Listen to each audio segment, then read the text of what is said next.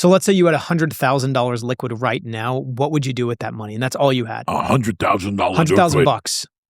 I mean, listen, having $100,000 is one thing, but it's all about the ability to borrow money, because we all know $100,000 ain't going to get you, unless you're in maybe, I don't know, somewhere maybe. I mean, you got to have the ability to get a loan with that $100,000 if you want to get serious, because that $100,000 is worth $500,000 deal. And what about seller financing? Seller financing. Listen, if you can get it, take it. Absolutely. You know, I consult with a guy, you know him even. I think he owns, I don't remember, 800 houses that he all got by seller financing in Georgia. You know, listen, if you can get it and it works for you, fine, do it. I haven't done seller financing never, but I've taken people's loans subject to. I bought them subject to their loan. I say, give me that loan, I'll take it. Adios, here's a few bucks, get the hell out of here. You know, that's how I started when I was younger, you know. Then they were happy. They didn't want to get away from that place. So what's your strategy for the next year in terms of finding the deals? Next deal? All real estate is about finding the next deal. What makes a deal really good for you? The potential to have more NOI, net operating income, make more money. Property has to make more money, so it's worth more money. Then you sell it for more money, and you make money. Can you understand what I'm saying? Something about money.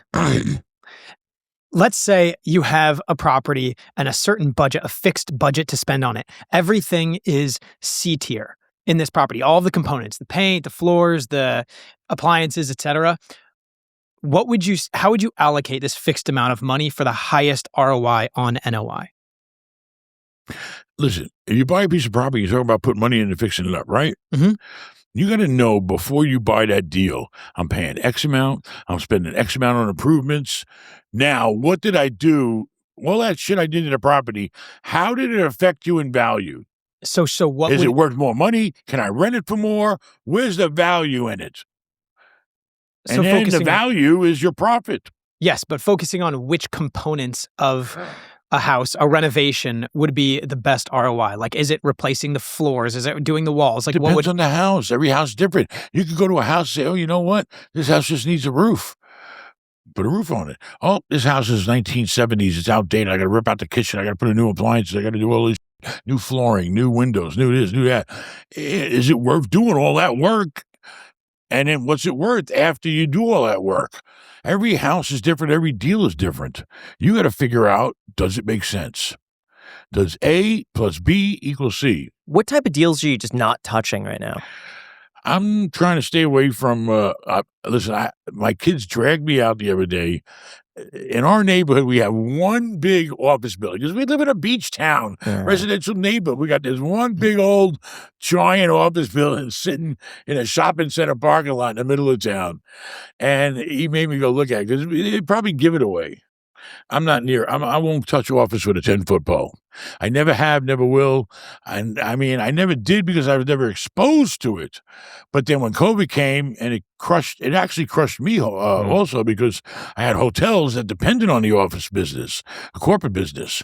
So that crushed even a hotel. But anyway, I don't deal with offices. We all know why. Because of COVID, because of technology, because people want to sit at home and work and blah, blah, and everybody shrunk down. So I don't do office. I'm kind of scaling down the hotels because you can't have too many hotels. I mean, it's just too much. It's a business. It's not really real estate. I don't really do storage facilities, but I would look at one. Basically, primarily, we're only looking for multifamily. You know, I don't know industrial. Basically, it's just multifamily. People always need a place to sleep, you know? Yeah. Is there a price, though, if office space got so cheap that you would want to buy it? No, because it's worthless. Okay. Here's a true story. All right. True as much as I could believe. Broker calls me up. Well, before he called me up, I saw online a Macy's for sale. I'm starting to get into retail. We're starting to chop up stuff. We're making it work, you know, splitting spaces. My son been pretty successful doing that, but on a small level. I said, you know what? Man, you get that whole building. I knew it was a cheap price. I said, let me go look at it. It was attached to a mall. Okay, part of the mall, but it was a separate piece of property that Macy's themselves owned. Okay, but it was attached to the mall, you know. Anyway, long story short, look at it and I think about and it was a huge place. I mean, for the money, you get it for like free, practically, for price per square foot. And I'm saying, man, what the hell am I going to do with it? What can I do with it? Storage facility? It's in a mall. And then you got a mall to deal with. I don't own the mall, so I got to deal with them. People own the mall. And they're not in a good place right now. I wouldn't buy a mall. I could buy the mall right down the block from here for $100 million right now. Probably one of the best pieces of dirt there is. But all the stores on top of it, and it ain't a good price. At the price they want and all the bullshit they got to deal with, the return, bad. Malls are dying, all right? We all know that. Malls, offices, all dying. Anyway, long story short, I look at the property, and I just didn't know what to do with it. And then I kind of got a feel for the mall owners because I got to pay them CAM out of the mall. I got to pay the property taxes on it. All right, I got to have insurance. You have security. I got all the expenses involved. So I'm walking into a deep negative. Okay, and I don't have a plan. What am I going to do with this hundreds of thousands of square foot of nice but space? So anyway, I said, there's no way I can take that risk in life. So not too long goes by, the broker calls me up. And I'm just going to tell you, he led me to believe that Macy's corporate told him or insinuated that they would be happy if they signed a deed over to somebody just to get away from it. So they didn't have to pay the common area maintenance expenses, the utilities, the property taxes, all dealing with the mall owner, management, the parking lots, all that security. They just wanted to get away from the expense. They didn't give a big company to write it off their books anyway. We all know Macy's went through some kind of reorganization, right?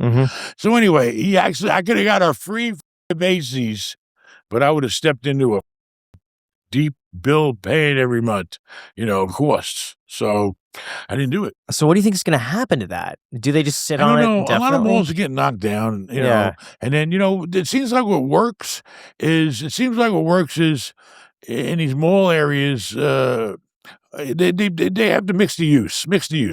Yeah. Give me some multifamily. Give me some retail. Give me a nice gas station over here in the out parcel. Give me, some fast food around, independent. They got to reconfigure the entire property and come up with a whole new plan. And by the way, quick thanks to our sponsor, CyberGhost VPN, for sponsoring this video. CyberGhost is one of the most trusted VPNs out there with over 38 million users worldwide and over 20,000 strong reviews on Trustpilot. Using a VPN is one of the simplest ways to protect your online privacy. Like, a lot more eyes are watching your online activity than you think. And of course, even incognito mode does not stop it. Your internet provider, your work or school network, and even your home Wi-Fi router can still track what you're doing. CyberGhost helps by encrypting your online data and running it through their secure servers. You just pick from over 100 locations before you browse. It also lets you access geo-restricted games and content from over 40 streaming platforms, including Netflix, Amazon Prime, and Disney+.